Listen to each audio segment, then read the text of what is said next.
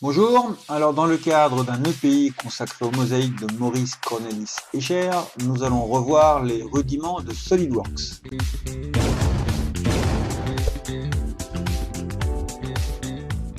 Nous arrivons dans l'écran de bienvenue et nous allons choisir de créer une nouvelle pièce. La première étape à réaliser va être de paramétrer cette barre d'outils qui est appelée la barre d'outils visée haute. Alors comment fait-on? On fait un clic droit sur n'importe quel outil et on choisit la commande personnaliser.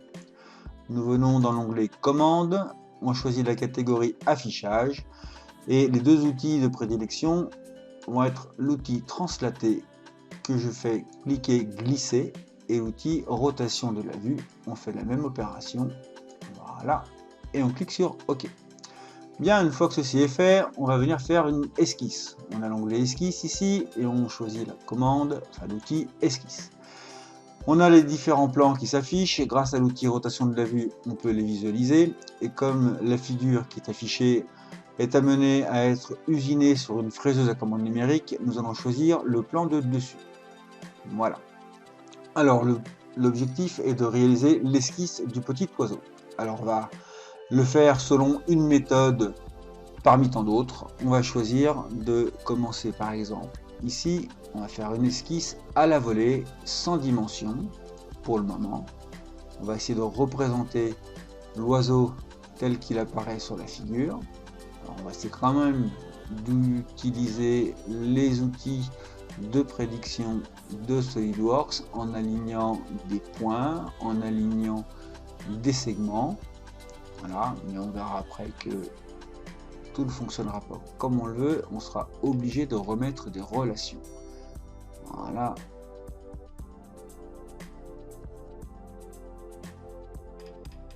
Comme ceci et comme ceci. Et on va valider. Voilà. Zoom au mieux, on verra un petit peu mieux, comme ceci. Et là, on va rentrer dans l'outil cotation intelligente.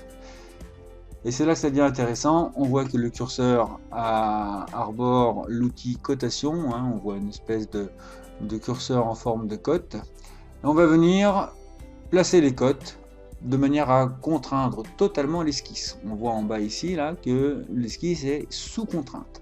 Alors par exemple, il n'y a pas de méthode bien définie. Voilà, ici quand on regarde bien, ça fait 40 mm.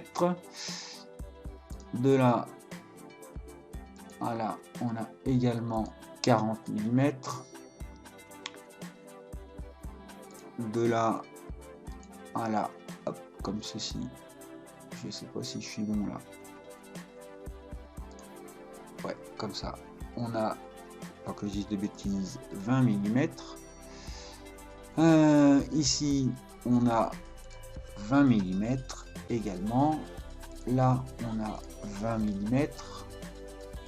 L'angle entre ce segment et ce segment, j'ai pas cliqué sur le premier. Voilà. L'angle ici est logiquement de 45 degrés.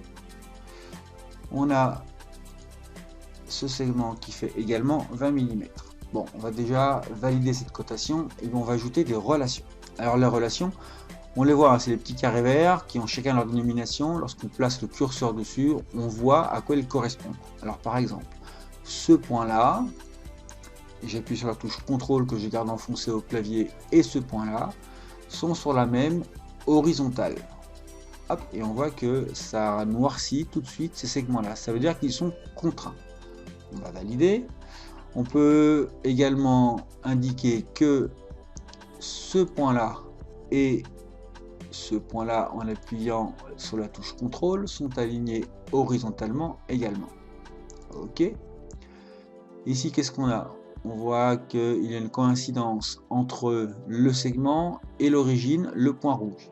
Par contre, on peut déterminer que ce segment-là, contrôle, et ce segment-là sont sur la même droite, ils sont donc collinéaires, sur la même ligne, collinéaires. Et on voit que la petite relation apparaît ici, les deux deviennent orange pour indiquer quels sont les deux éléments qui sont en relation. Ok, on peut revenir sur la cotation intelligente. Entre ce point-là et ce point-là, on a 40 mm, ça l'affiche directement, impeccable. Qu'est-ce qu'on peut dire? On peut dire également, attends, je vais faire cotation, on va la valider. On peut dire que ce point-là, contrôle, ce point-là, je garde la touche contrôle, et ce point-là, on voit ici les 3 points qui apparaissent, sont sur la même horizontale. Hop, et ça les a placés. On peut dire que ce point-là et ce point-là sont également sur la même horizontale. On voit hein, que la figure se construit. Cotation intelligente, on peut dire que ce segment et ce segment forment un angle de 45 degrés. Voilà, je valide. Je suis toujours en cotation, non, on reclique dessus, cotation intelligente. On peut indiquer que ce segment-là, lui, fait 20 mm. Voilà. On voit que tout se noircit. Ah, et là, lorsque je valide, on voit que l'esquisse est totalement contrainte. En effet, tous les segments sont bien noirs. Alors, je vérifie si la figure géométrique correspond. Ça a l'air, en tout cas. Donc voilà, l'esquisse est totalement contrainte. Alors, cette manière de la coter, hein, je l'ai faite totalement à la volée, sans trop de réflexion. On peut coter et indiquer d'autres relations et arriver au même résultat avec la même esquisse totalement contrainte. Une fois que c'est fait, on va quitter l'esquisse, soit en cliquant sur cette commande-là, soit sur la même qui est à l'opposé, quitter l'esquisse. L'esquisse est sélectionnée, je vais venir dans Fonction et on va faire une extrusion, bossage base extrudée.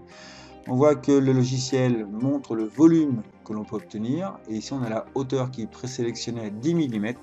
Et là, comme c'est une mosaïque qui est prévue d'être réalisée, on va choisir une hauteur de 2 mm. Entrée, on a la prévisualisation et on valide. Voilà. Et là, grâce à l'outil rotation de la vue, on voit la forme en question. Très bien. On peut l'enregistrer. Fichier, enregistrer sous. Et on verra la prochaine fois ce qu'on peut en faire avec un assemblage pour préparer un futur usinage. À vous de jouer! Doing the funk. Everybody get funk. Doing the funk. Everybody get funk.